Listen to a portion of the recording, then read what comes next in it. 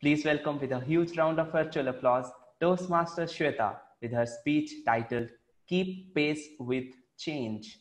Keep Pace with Change. Toastmaster Shweta, over to you. Thank you, Toastmaster Sugam.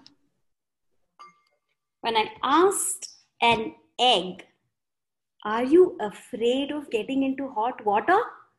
it said no.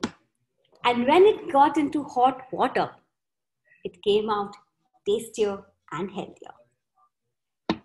Change is inevitable. We are seeing mother of all changes in this pandemic. Everything around us has changed in just 6 months. We are working from home. We are doing our online shopping. Students are learning online. Even doctors are consulting online. Everything has changed. So the only constant thing in life is change, said someone. Have you guys heard of Choluteca Bridge? Give me a thumbs up if you have heard. Choluteca Bridge? Well, I also haven't heard it before until not so long.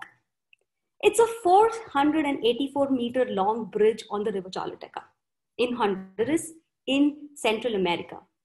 Why is this important? This region is notorious for storms and hurricanes.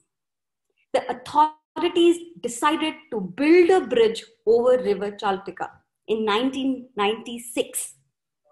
They wanted to build the bridge so strong that it would endure and withstand the extreme conditions.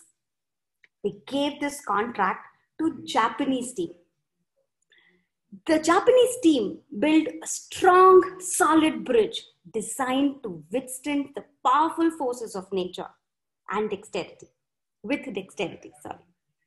They built state-of-art bridge with modern-day marvel of design and engineering and gave it to the people of Choluteca.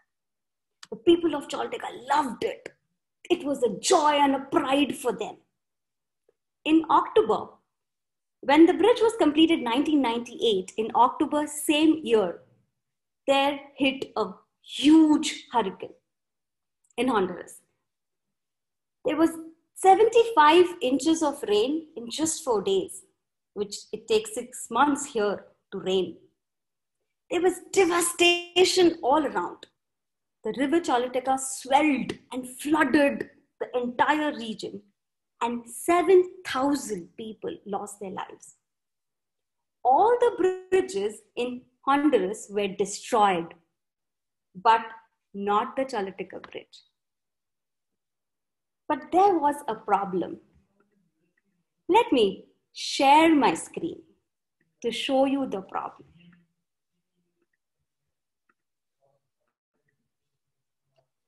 This was how the bridge stood after the hurricane. After the hurricane, the river has changed its course, but the bridge stood strong. So now what? Why did I get this metaphor of change?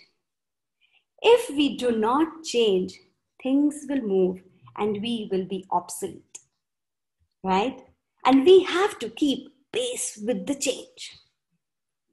So my dear friends and Toastmasters, there was a time when I had to change in my career.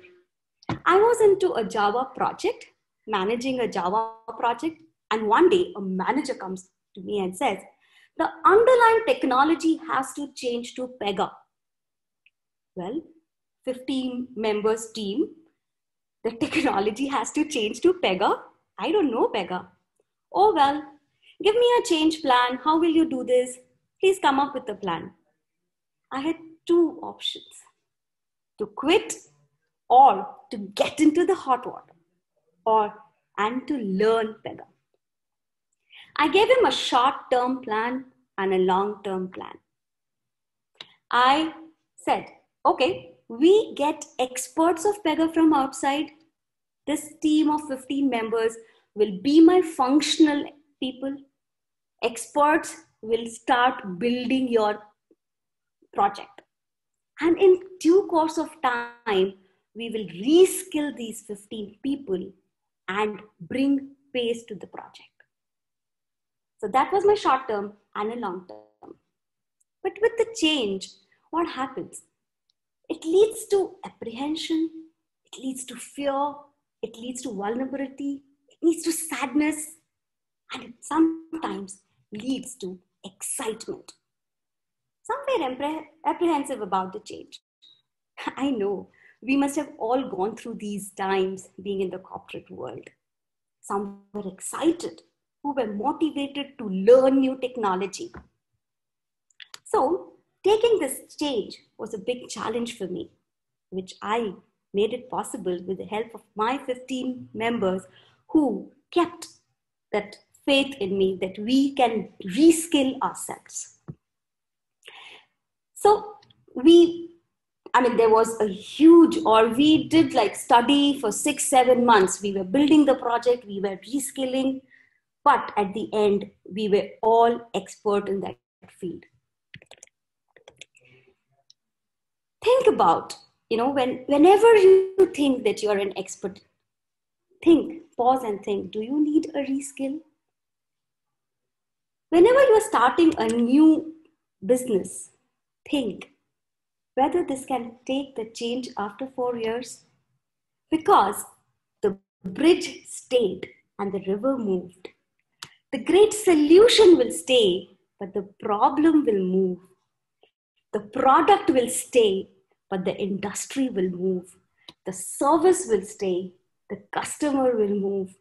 The great buildings of ecospace will stay, and the employees will move. My dear friends, I will leave you with the quote of Charles Darwin. It's not the strongest of the species that can survive, nor the most intelligent that survives. It is the one who's the most adaptable to change that will survive. Thank you so much. Team on.